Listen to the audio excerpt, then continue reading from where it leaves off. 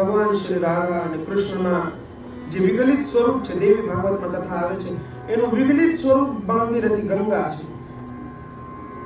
એક કથા છે કે જ્યારે વામન સ્વરૂપ ધારણ કર્યું ત્યારે બ્રહ્માજીએ ચરણ ધોયા એટલે ચરણોદકથી ગંગાજી ઉત્પન્ન થયા. અનેક કથાઓ છે ગંગાજીની ઉત્પત્તિની સાથે.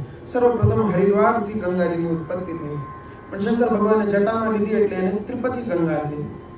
ભાગીરથી, ગંગોત્રીથી, મંદાકિની શ્રી કેદારનાથ ધામ પાસેથી અને બદ્રીનાથ ધામના પાછળથી અલકનંદા, આ 3 પદ્ધતિ ગંગા મળે છે અને હરિદ્વારમાં સંપૂર્ણતાની પ્રાપ્તિ થાય છે. તો ગંગાજી જે છે તે પાપને ભસ્મ કરે છે. તમારી શ્રદ્ધા હોય તો શંકર અને પાર્વતી ગંગાજીના કિનારે બેઠા છે. 2 લોકો ચર્ચા કરે છે ત્યારે પાર્વતીજી કહે છે, પ્રભુ આટલા બધા લોકો ગંગા સ્નાન કરે છે તો બધા પાપ મુક્ત થઈ જતા હશે. તો શંકર ભગવાન કહે છે, ના હે પાર્વતીજી, આમાંથી અમુક જ ગંગા સ્નાન કરે છે, બાકી તો બધા પાણીમાં ડૂબકી ખાય છે. તો પાર્વતીજી કહે છે કે કેવી રીતના? પ્રભુ કે ચાલો મારી સાથે કરું એમ કરતા જાઓ, જસ્ટ જોઈન મી. તો એમણે ડોસાનું રૂપ ધારણ કર્યું. પાર્વતીજી ડોસી બને અને એ મારા વર તો ડૂબે છે, ગંગાજીમાં ડૂબે છે, એ રીતના કીધા કરે. બધા લોકો એ કોઈ બચાવો, મારા વરને બચાવો, બિચારાની ઉંમર થઈ ગઈ છે. પણ આ ધ્યાન રાખજો, તમે જો પાપ ન કર્યું હોય, તમે પાપહીન હો તો મારા વરને અડજો. મારા વર પાપહીન છે, તમે જો એને અડશો તો તમે ભસ્મ થઈ જશો. મહા તપસ્વી છે. એટલે બધા લોકો તો બીક થાય, ના બાપા ગંગાના કેન ઉચકીને જાય છે. અરે તમે ત્યાં ડૂબકીને ખાધી, ઘરે લઈ જઈને શું ડૂબકી ખાશો? 2 છીટા ઉડાડીને શું તમે ત્યાં ડૂબકી ખાધી તોય તમને એમ વિશ્વાસ નથી કે હું નિષ્પાપ છું. અરે સવારથી સાંજ થઈ ગઈ, સાંજે એક માણસ આવ્યો કે શું થયું માતાજી, તમને શું તકલીફ છે? તો કે મારા વર બિચારા ડૂબી રહ્યા છે, કોઈ મને મદદ નથી કરતું. તકલીફ એ છે મારા વર નિષ્પાપ છે, એને કોઈ પાપી સ્પર્શ કરે તો એ પાપી નષ્ટ થઈ જાય. તો કે શું વાત કરો છો? હું ગંગા સ્નાન કરીને આવ્યો છું, નિષ્પાપ છું. આવો કાકા, હાથ પકડો. શંકર ભગવાને કીધું, જોયું કેટલાય ડૂબકી ખાધી ને કેટલાય ગંગા સ્નાન કર્યું. શ્રદ્ધાવાન લભતે જ્ઞાન. જ્ઞાનની ગંગા જોઈતી હોય અને જ્ઞાનની ગંગાનો જો તમને પ્રભાવ જોઈતો હોય તો શ્રદ્ધા રાખો. કૃષ્ણ કથાની ગંગામાં જો તમે ડૂબકી ખાશો તો પાપ છોડવાની નૈસર્ગિક પ્રવૃત્તિ થઈ જશે. નૈસર્ગિક વૃત્તિ જ રહેશે કે મારાથી પાપ થવું ન જોઈએ. એના માટે કોઈ યત્ન નથી કરવા પડતા, અને યત્ન કરવા પડતા હોય તો ન કરો, કારણ કે હજી રસ ચડ્યો નથી. જો ચડી જશે તો કોઈ પ્રશ્ન નથી આવતો. કૃષ્ણ કથા રૂપી ગંગા તો તમે જ્યાં કહો ત્યાં આવે. પણ ભાગીરથી ગંગા તમે મુંબઈ આવવાનું કહો તો આવે ખરી? હું કહું મારા ઘરે ગંગાજી આવે તો આખું ઘર ભરાઈ રહે. અને તો જાય ક્યાં? આખું ઘાટકો પર ભરાય તો ગંગાજીનો કઈ પ્રવાહ પૂરો ન પડે. ગંગાજીનો તો પ્રવાહ એટલે અવિચળ જોઈએ. પણ આ જ્ઞાનની ગંગા જે છે એ કથા વ્યાસ અને કથા શ્રોતા બેના પર નિર્ભર છે.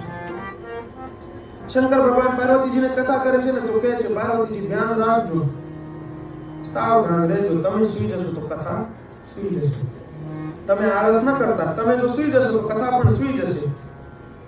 અને પાર્વતીજી એવી રીતના થોડું આળસ કર્યો તો કથા સુઈ ગઈ. શંકર ભગવાને આગળની કથા કહી ગઈ એ કે તમે જો પ્રમાદ કરશો તો પછી હું આગળની કથા નહીં કરું. કથા કારણ કે સુઈ જશે. કથા જાગતી છે, હમણાં હું કરું છું. તમે સુઈ જશો તો કથા સુઈ જશે. રાજન, આ કૃષ્ણ કથા તો એવી છે જગતને ભૂલાવે છે. આજે 5 દિવસથી તું એક આસને બેઠો છે. સુખદેવજી કહે છે પરીક્ષિતને, એક આસને તું 5 દિવસથી બેઠો છે. તારે જલપાન કરવું હોય, કંઈ ખાવું હોય તો ખાઈ લે. પરીક્ષિત રાજા કહે છે, ભગવાન આ અસહ્ય ભૂખ તરસ મને જરા પણ ત્રાસ નથી દેતી, કારણ કે તમારા મુખમાંથી નીકળતી શ્રી હરિ કથા રૂપી અમૃતનું પાન કરું છું. રાજા સુખદેવજીની પરીક્ષાથી પાસ થયા. Test pass, full marks. Parikshit રાજા ફૂલ માર્ક્સ પાસ થયા. એમણે કીધું, જો તારે પાણી પીવું હોય, જો તારે કંઈ ખાવું હોય, 5 દિવસ થઈ ગયા, કંઈ ખાધું પીધું નથી. તો પરીક્ષિતજી ઉત્તર આપે છે કે મને તો કોઈ ભૂખ તરસ કાંઈ વળગતી નથી, તમારા મુખમાંથી નીકળતી શ્રી હરિકથાનું અમૃત એ મને પીવા મળે છે, એટલે મને બસ. પરીક્ષિતને કહે છે કે આ કથા ધ્યાનપૂર્વક સાંભળો. કંસ એવો રાજા હતો કે જે પોતાના માતા પિતાને કેદમાં નાખીને પોતે રાજા બન્યો. ઔરંગઝેબ જેવી કથા છે, પોતાના પિતાને નાખી દીધો જેલમાં અને પોતાના ભાઈઓને માર્યો, પોતે ગાદી પર બેઠો. એવા પ્રકારની કંસની કથા છે. કંસે પોતાના માતા પિતાને જેલમાં નાખ્યા અને પોતે મહારાજા બનીને બેસી ગયો. પ્રજાને પણ બહુ દુઃખી કરી. એ શંકર ભગવાનનો તો બહુ મહાન ભક્ત હતો અને શિવ કૃપાથી તેને અગાધ શક્તિ પ્રાપ્ત હતી. હવે આપણને એમ થાય શંકર ભગવાન એટલે તો પછી કઈ બરાબર ભગવાન નથી, કેમ કે દુષ્ટોને આશીર્વાદ આપી દે છે, કઈ એટલે હિસાબ નથી બેસતો અમારા મનમાં. અને તો શંકર ભગવાન તો પક્ષપાતી છે. ના, પક્ષપાતી તો ભગવાન વિષ્ણુ છે, ધર્મના પક્ષમાં ઉભા રહે, બીજાના પક્ષમાં ન ઉભા રહે.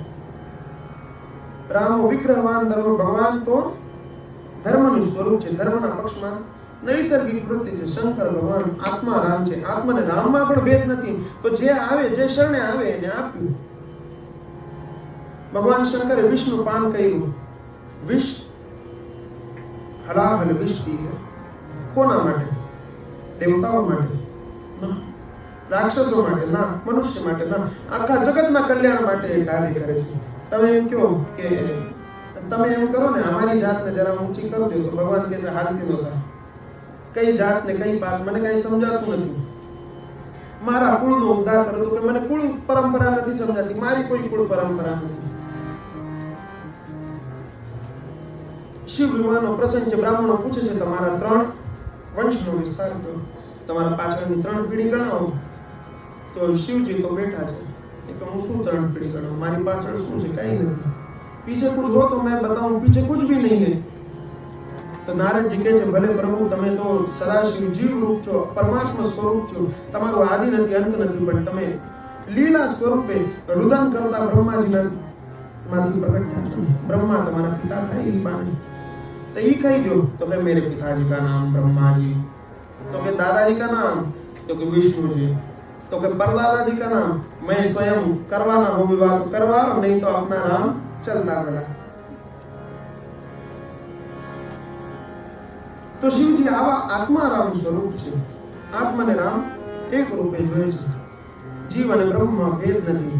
આ જ અથર્વવેદમાં કહે છે કે અયમ આત્મા બ્રહ્મ, આ જ આત્મા બ્રહ્મ છે. અથવા તત્વમસી અહમ બ્રહ્માસ્મિ, આ પ્રકારના મહાવાક્યો જે વેદોમાંથી વેદાંતમાંથી આપણને મળે છે, તેને સાર્થક કરતા જે જીવન જીવે છે તે ભગવાન શંકર છે. એટલે રાવણ જોઈ લો કે પછી આ કંસ જોઈ લો, બધા શંકર ભગવાનની કૃપાથી બળશાળી થાય છે. ભગવાન શિવની તો કૃપા મેળવવી એટલી સહેજ છે. 3 વાર તમે મારી સાથે બોલો મહાદેવ મહાદેવ મહાદેવ. ભગવાનને તો શું થઈ ગયું ખબર છે? આપણે શું પ્રભાવ કર્યો? મહાદેવ મહાદેવ મહાદેવેત્યો સ્મરેત એકેન શિવમાપ્નોતિ દ્વાભ્યામ સંપૂર્ણી ભવેત. એકથી તો ભગવાન શંકર બધું દઈ દેશે, તમે માંગો એ દઈ દેશે.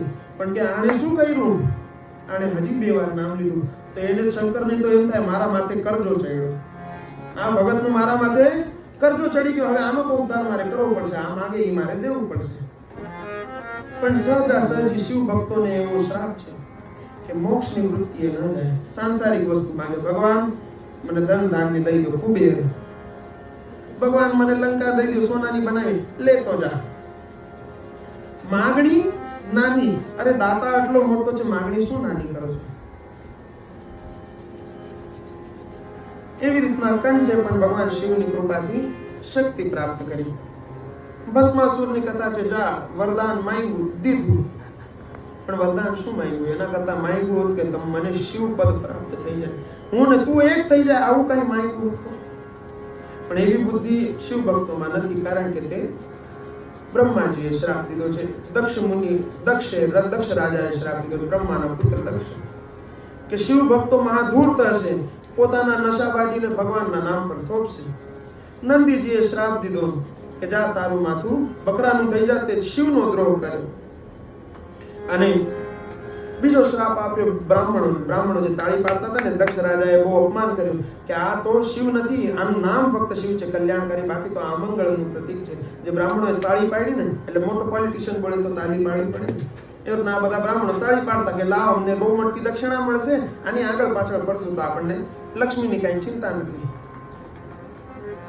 તો એ બ્રાહ્મણોને શ્રાપ દીધો, જાઓ તમે તો પોતાના કર્તવ્યને ભૂલીને ફક્ત પૈસામાં આરૂઢ રહેશો. આજે જો બ્રાહ્મણો પૈસા માટે બ્રહ્મ કર્મ કરે છે, પૌરોહિત્યનું કર્મ કરે છે. પૈસા આપો એટલે તમે કહો તો ભગવાને બદલી નાખો. ખ્રિસ્ત ગાયત્રી બનાવ્યું, કઈક નવા મંત્રો બનાવે છે, સહસ્ત્રનામ બનાવ્યા. અરે ધર્મને ધર્મ રહેવા દો. પણ આ તો વિધિનો વિધાન છે, શ્રાપ મળેલો છે નંદીજીથી, તો એનું શું થઈ શકે? તો કંસ ભગવાન શિવની કૃપાથી અગાધ શક્તિ પ્રાપ્ત કરી અને શક્તિનો દુરુપયોગ કરતો દેવોને પણ ખૂબ ત્રાસ દેવા લાગ્યો. દેવો દુઃખી થયા. બધા દેવો એકત્રિત થઈને ભગવાનને પ્રાર્થના કરી, હે પ્રભુ, આ કંસનો તો ત્રાસ બહુ વધી ગયો છે અને અમે બધા દુઃખી થઈ ગયા છે, માટે તેનો કોઈ ઉપાય બતાવો. દેવતાઓની વાત સાંભળી ભગવાને કહ્યું, તમે જરા પણ ચિંતા કરો નહીં, હું બધું ઠીક કરી દઈશ.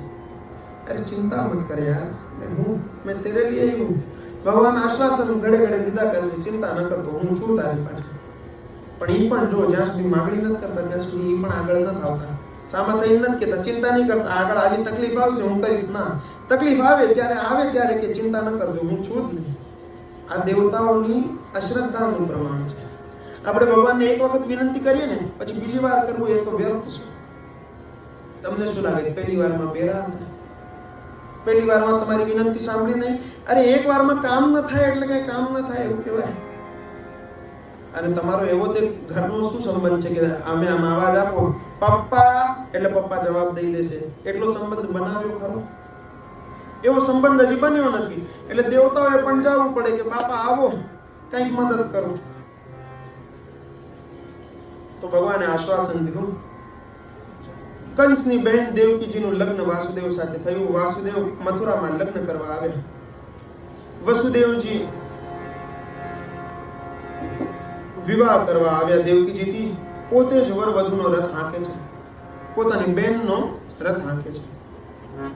ત્યાં તો આકાશવાણી થઈ, હે કંસ, તું મૂર્ખ રાજા છે. આ તારી બહેન દેવકીને 8મો ગર્ભ તારો કાળ છે અને જે 8મો પુત્ર થશે તે તને મારી નાખશે.